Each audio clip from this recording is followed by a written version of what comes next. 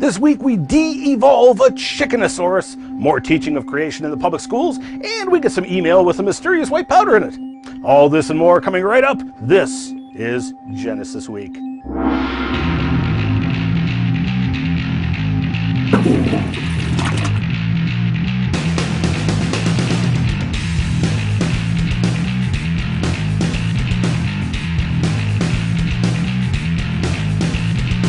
And welcome to this episode of Genesis Week, the weekly program of creationary commentary on news, views, and events pertaining to the Origins controversy, exclusive right here on YouTube. Excellence in pirate broadcasting, we bring you the information the anti-creationists don't want you to see or hear, and we show the glory of God in creation. Remember, if you get lost in cyberspace, just punch in Wazooloo.com or GenesisWeek.com and you will find us, or click the ever so convenient subscribe link up top. I'm your host, Ian Juby. Live Science carried an interview with Dr. Jack Horner, famous paleontologist who is a consultant and inspiration for the characters in Jurassic Park. Now, Jack has decided he wants to pull a Jurassic Park and make a modern-day dinosaur. But not the way the movie showed, nope. He wants to de-evolve a chicken back into a dinosaur. Because after all, as we all know, chickens are living dinosaurs.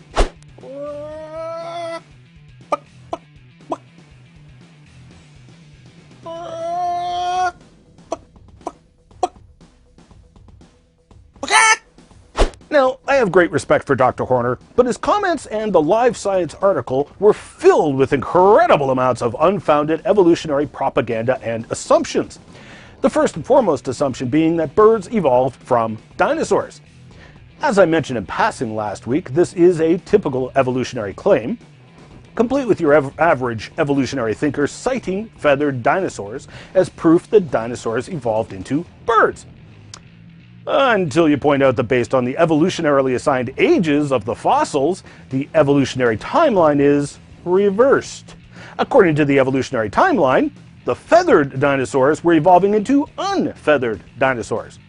And of course, let us not forget the Nature article from a few months back, which ruffled a few feathers after reporting the finding of a Cretaceous fossil duck. Yeah, I know. Jurassic and Cretaceous aren't the same time periods, but the word Cretaceous doesn't lend itself to humor. Of course, we also find completely modern bird fossils like Proto-Avis in rocks that are allegedly older than the dinosaurs the birds were supposed to have evolved from. For these and many more reasons, prominent evolutionists like Alan Fiducia and Storrs Olson do not believe birds evolved from dinosaurs.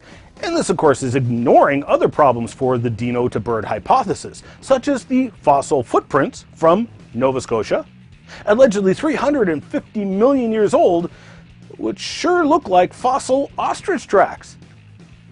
In spite of the fact that you cannot be your grandfather's father, among other problems, Horner embraces the dino-to-bird ancestry and bases his proposition on this assumption. As Stephanie Pappas wrote in the Live Science article, use the living dinosaurs among us to recreate creatures dead for millions of years. Anyone who's seen Jurassic Park knows that birds are dinosaurs, part of the evolutionary line containing those toothy velociraptors. What's less known is that organisms carry their evolutionary history with them. All the ingredients are in its DNA. Horner's goal is to figure out how to wake up those ingredients. In other words, if chickens evolved from the dinosaurs, then the plans for the dinosaurs would still be left over in the chicken's DNA. And he's just got to figure out how to throw the right switches to get the chicken to make dinosaur parts instead of chicken parts. So just what would that take? Well, first you have to turn off the switches that control the genes that makes the chicken's bird-like hips.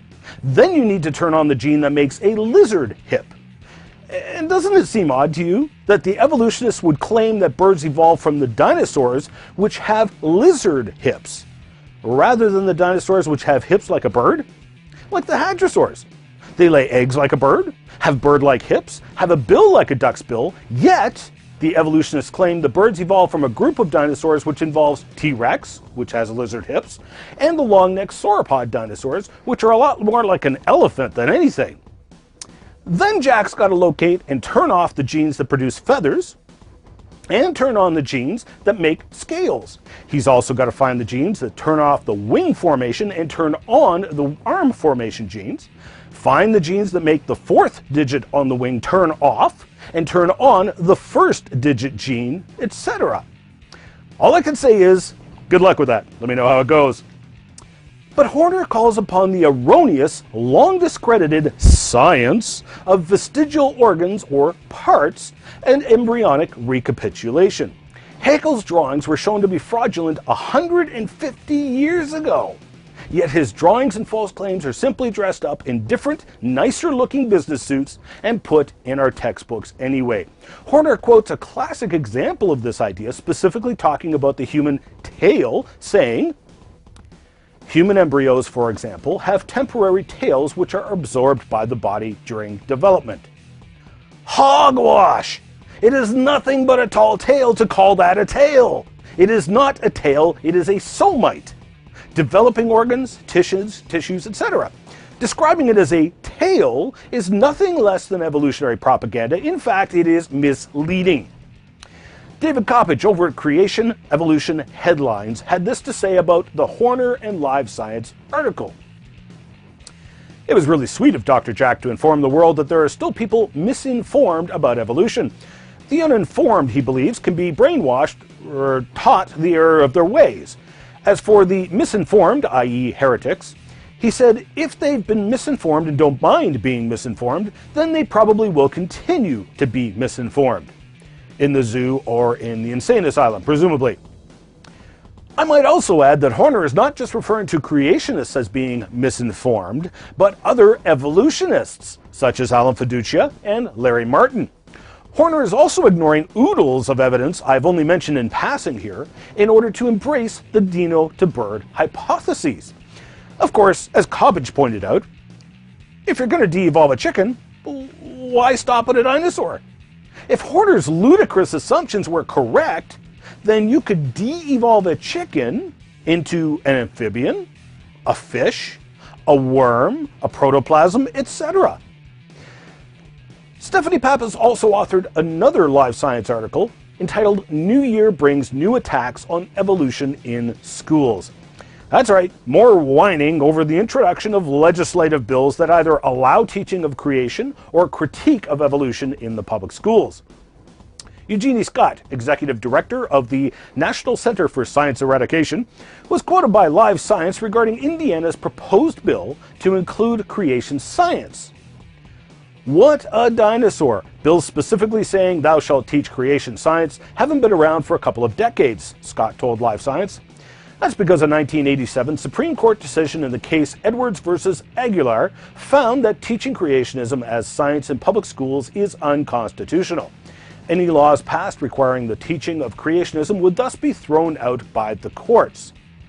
Scott went on to say, "Teaching students that scientific explanations that are not controversial are controversial is miseducating them," Scott said, "and that's why these bills are bad."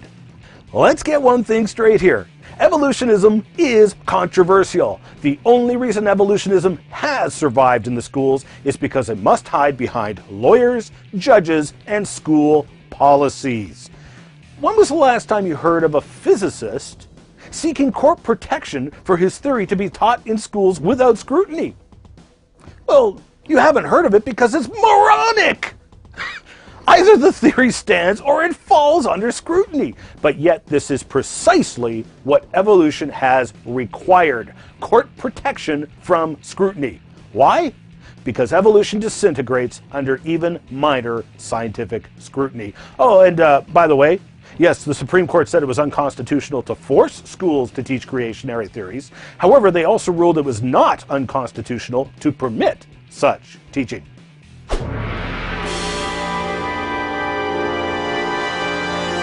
Woohoo! Mail for me?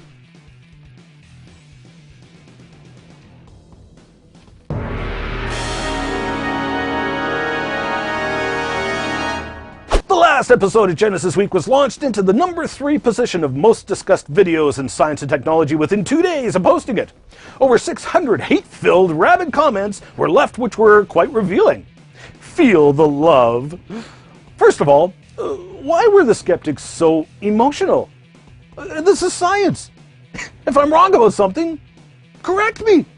Instead, what I got was a barrage of very personal and venomous attack. It seemed like the only thing the skeptics could agree upon was that I was an alleged flagrant liar for Jesus. Besides being an incredibly presumptuous accusation, they couldn't seem to agree on what it was exactly that I was lying about.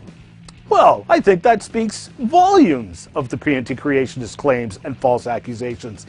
It was quite entertaining to watch the skeptics contradict themselves and each other. Go read the comments for yourself. Then to add to that, multiple people got downright angry at me for saying that birds evolved from dinosaurs. Hello! It was an evolutionist who said that, not me. I was merely responding to the evolutionist.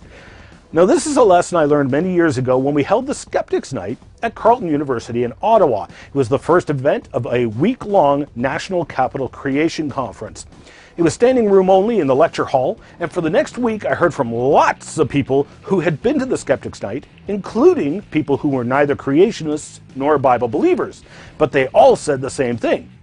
The one thing from the Skeptics Night that convinced them the most that maybe, just maybe, the creationary thinkers were actually right was the extreme emotional, irrational, and illogical behavior and comments of the atheists and anti-creationists. Nobody does a better job of making the anti-creationists look bad than the anti-creationists do. And this is precisely why I leave the comments open on my videos, so the whole world can see exactly what they are saying. This is typical of the quality of argumentation from the anti-creationist camp. It's not difficult to point out the glaring errors in their claims, and if you pay attention, they themselves usually point out their own glaring errors for you, even contradicting themselves and each other. Now, I'm not out to poke fun at people or just prove them wrong, but rather I want to search out and find the truth, which I have personally found to be Jesus Christ, our Creator. So why then such emotional and personal reaction? I'm only talking about scientific matters. It's because these scientific matters point to a creator. And these anti-creationists wish to reject and hate that creator. So the hatred and irrationality of rejecting their creator spills over onto me, and I'm okay with that. There's so much more I wanted to talk about this week, but I'm out of time. Join me next Thursday for the next episode of Genesis Week, and remember to rant down below, and if you like the program and want to support it, please do me a favor, subscribe up above, and click share down below to easily share with all your friends on Facebook, Twitter, or Google+. Thanks for watching. I'm your host, Ian Juby, reminding you that Jesus is the way, the truth, and the life. No one comes to the Father but through Him. We'll see you on the flip side.